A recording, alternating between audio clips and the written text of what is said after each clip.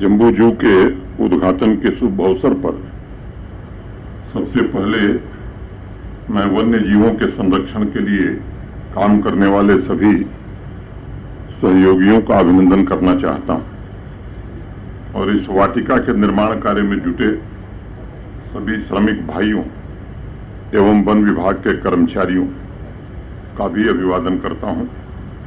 ये हम सबके लिए अत्यंत प्रसन्नता की बात है कि लंबे समय के इंतजार के पश्चात आखिरकार ये परियोजना पूरी हो गई और आज इसे जम्मू कश्मीर की जनता को समर्पित किया गया।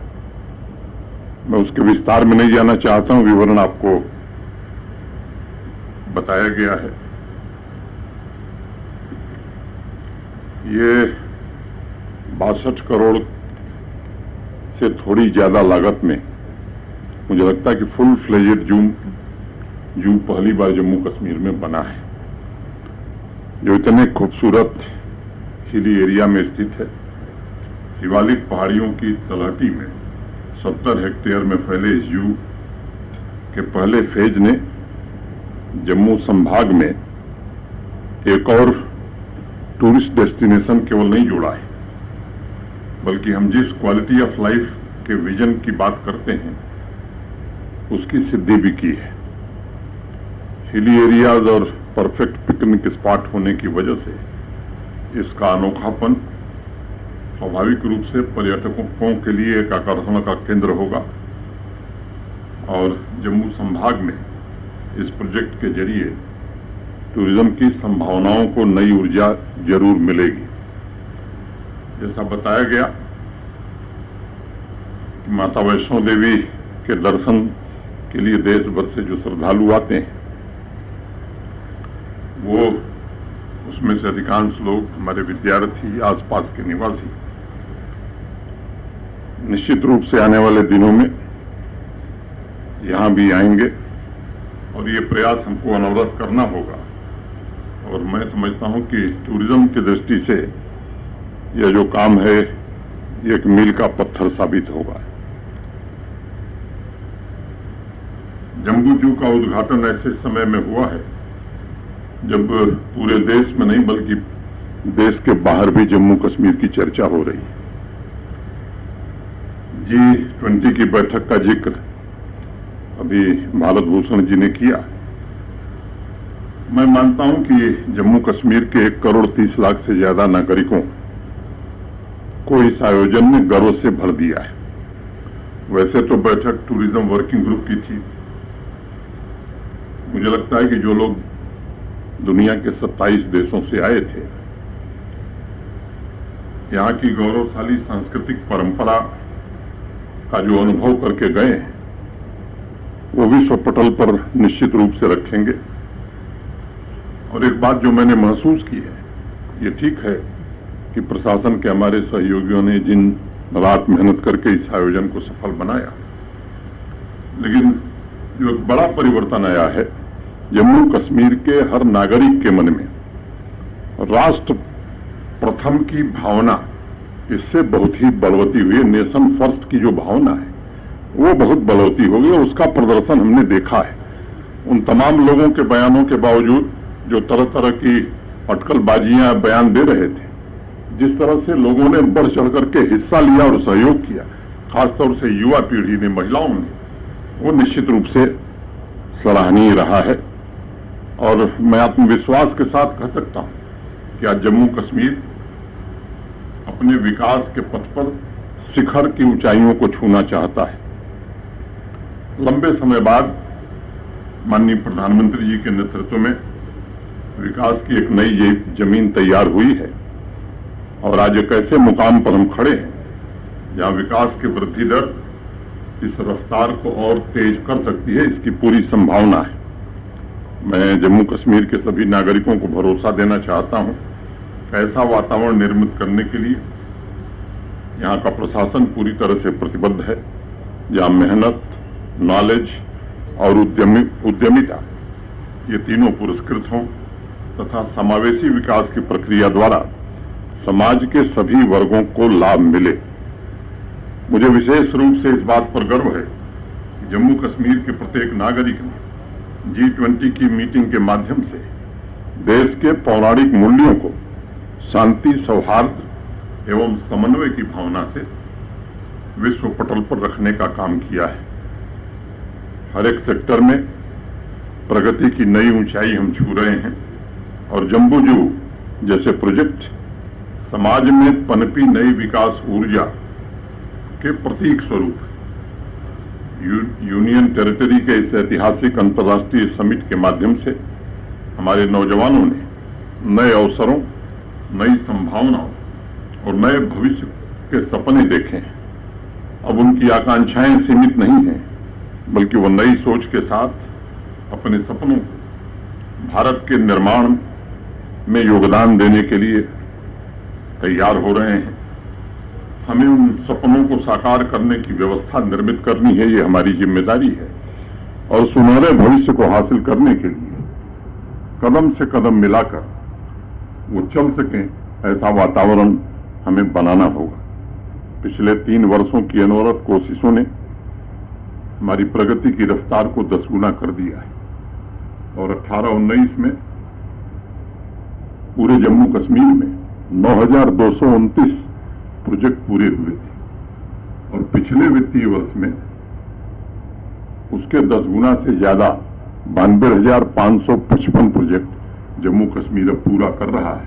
तो ये रफ्तार स्वाभाविक रूप से 10 गुनी हो गई है और ये एक तरफा प्रगति नहीं है।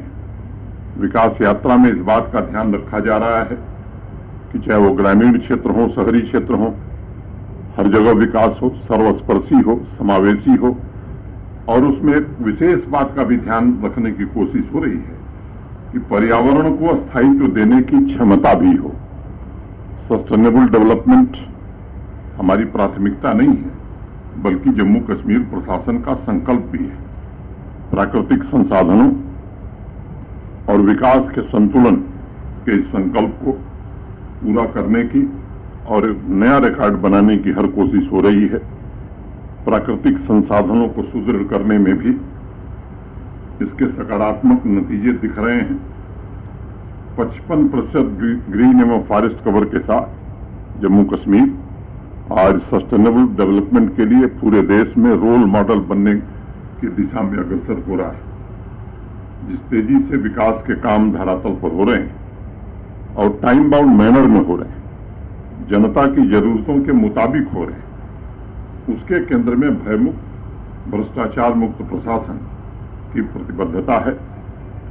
अनेक सुधार हुए हैं, मैं उसके विवरण में नहीं जाना चाहता, लेकिन एक बात मैं कहना चाहता हूं कि जिस योजना के अंतर्गत ये प्रोजेक्ट पूरी हुई, लैंग्वेजिंग प्रोजेक्ट में इसकी फाइनेंसिंग हुई, जैसा बताया गया मेरे पहले, अभी कुछ दिन पहले 1500 पूर्ण परियोजनाओं, कंप्लीटेड प्रोजेक्ट्स को लोकार्पित करने का मुझे अवसर मिला। और जब मैं विवरण देख रहा था, उसमें कई परियोजनाएं 10 साल पहले शुरू हुई थी, कुछ ऐसी थी जो 15 साल पहले शुरू हुई थी और कई ऐसी थी जो 20 साल से लंबित पड़ी हुई थी। ऐसी परियोजनाएं उन 1500 में से पूरी हो चुकी हैं। आप सबको मालूम है कि बिना फोटोग्राफिक प्रूफ के एक भी बिल पास नहीं हो रहा है। नागरिकों को भी सेवाएं समयबद्ध ढंग से मिले, इसकी गारंटी का इंतजाम किया गया है। उनकी शिकायत निवारण की व्यवस्था को भी प्रतिदिन नित नए आयाम से जोड़ने की कोशिश हो रही है और इसके कारण नागरिकों में एक नया विश्वास पैदा हुआ है। और मैं भरोसा देता हूं कि समतावादी, समावेशी विकास जम्मू कश्मीर प्रशासन का मिशन है और ये आगे भी जारी रहेगा।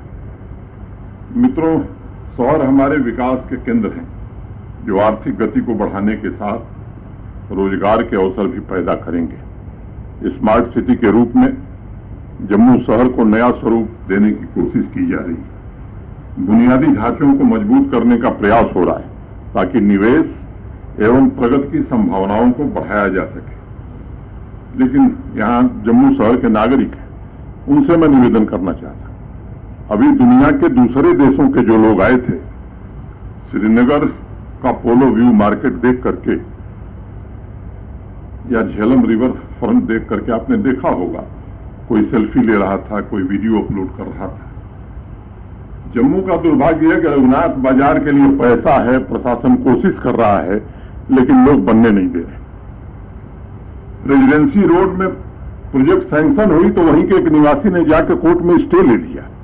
अगर इस मानसिकता से हम बाहर नहीं आएंगे तो फिर मुझे नहीं लगता है कि हम वो गति प्राप्त कर सकते हैं, वो स्थिति प्राप्त कर सकते हैं।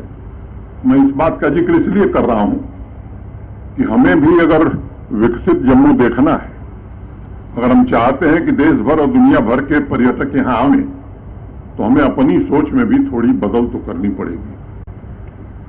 और मैं आग्रह करूंगा आप सबसे और उन व्यापारियों से भी आग्रह करूंगा कि जब भी इंफ्रास्ट्रक्चर का काम होता है थोड़े वक्त तक तकलीफ होती है, लेकिन एक बार प्रोजेक्ट पूरा हो जाएगा तो आपका व्यापार भी बढ़ेगा, जम्मू की खूबसूरती भी बढ़ेगी और आने के लिए कुछ तो ऐसी चीज चाहिए कि लोग आवें और देखें।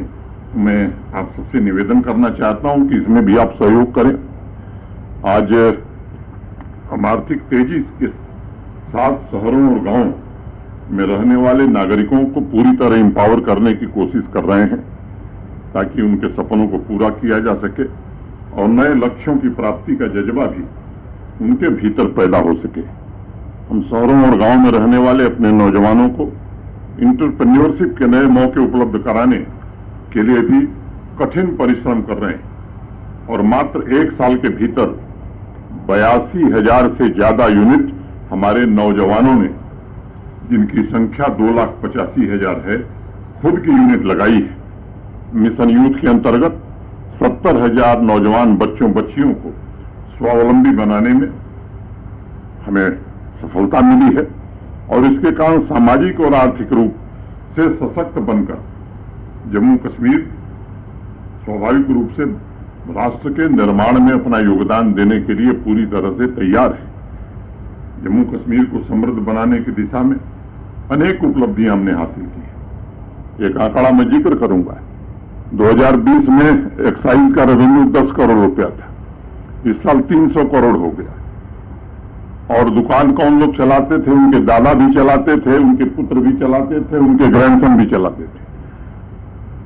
हाईकोर्ट के आदेश पर जब प्रशासन ने निर्णय किया कि ट्रांसपेरेंट ढंग से बिडिंग की जाएगी, जो लेगा वो लेगा, इतना विरोध जम्मू शहर में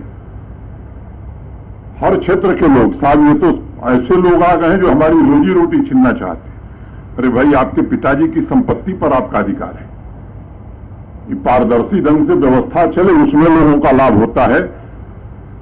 और वही काम प्रशासन ने किया और मुझे बताते हुए खुशी है कि इस वित्तीय वर्ष में उसी एक्साइज से 300 करोड़ रुपए का रेवेन्यू जम्मू कश्मीर प्रशासन को मिला और ये रेवेन्यू निश्चित रूप से आपके विकास के कार्यों में लगाया जाएगा। इसी के कारण जम्मू जू बनेगा और भी नई परियोजनाएं बनेंगी। तो इस मानसिकता से भी हमें बाहर निकलने की जरूरत है। आप देख रहे हैं पूरी दुनिया में भारत की एक नई तस्वीर बनी है। भारत देश का और भारतीयों का इतना सम्मान दुनिया में कभी नहीं था। आज हम दुनिया की 5वीं बड़ी अर्थव्यवस्था बने हैं और माननीय प्रधानमंत्री जी बार बार ये कह रहे हैं विकसित भारत हमें बनाना है। 2047 तक अमृतकाल से और 25 साल की जो आगे की यात्रा है, उस यात्रा में हम सबको मिलकर के योगदान देना है। दुनिया की तीसरी बड़ी अर्थव्यवस्था तभी हम बन पाएंगे जब जम्मू कश्मीर का भी उसमें योगदान होगा। इस दृष्टि से मैं खासतौर से नौजवान मित्रों से निवेदन करना चाहता हूं, उस मानसिकता से जिनमें हमारे पूर्वज जीते थे उससे बाहर आने की जरूरत है। देश बदल रहा, पूरी दुनिया भारत की ओर बड़ी आशा और अपेक्षा से देख रही है। उस बदलती हुई आशा और अपेक्षा के अनुरूप नौजवान बच्चों से मैं कहूंगा कि आप इसके लिए तैयारी करो। जम्मू कश्मीर की जीडीपी भी इस तेजी से हम आगे आने वाले दिनों में बढ़ावें कि विकसित भारत में जम्मू भी विकसित बन सके। जम्मू कश्मीर, ये काम हमें आने वाले दिनों में करना है। आपको मैं एक सूचना देना चाहता हूं कि 8 जून को, आज से 2 साल पहले, तिरुपति बालाजी ट्रस्ट को एक जमीन दी गई थी। 8 जून को उस मंदिर का उद्घाटन होगा। एक और दर्शनीय स्थल जम्मू के लोगों को मिलेगा। इसी वित्तीय वर्ष, इसी दिसंबर के पहले, इसी 2023 में, इसी वर्ष में तवी रिवर फ्रंट और झील का काम भी पूरा करने की कोशिश हो रही है।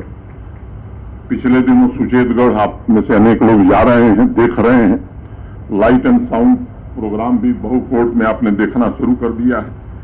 लेकिन रेलवे भी इस साल के अंत नहीं तो जनवरी 2024 में कश्मीर से कन्याकुमारी तक रेल से सफर आप कर सकेंगे। हाईवे और टनल के 1.5 लाख करोड़ रुपए के प्रोजेक्ट प्रधानमंत्री जी के कारण आज यहां चल रहे हैं। 250 से 400 से ज्यादा ऑनलाइन सर्विसेज कर दी गई हैं और ये कोशिश की जा रही service plus auto appeal mode में, जिसमें जनता को अधिक से अधिक सुविधा मिल सके, उसकी भी कोशिश की जा रही है। स्मार्ट सिटी के प्रोजेक्ट पूरे हों, ये केवल प्रशासन की जिम्मेदारी नहीं। रेजिडेंसी रोड के एक निवासी जाकर स्टे ले आए।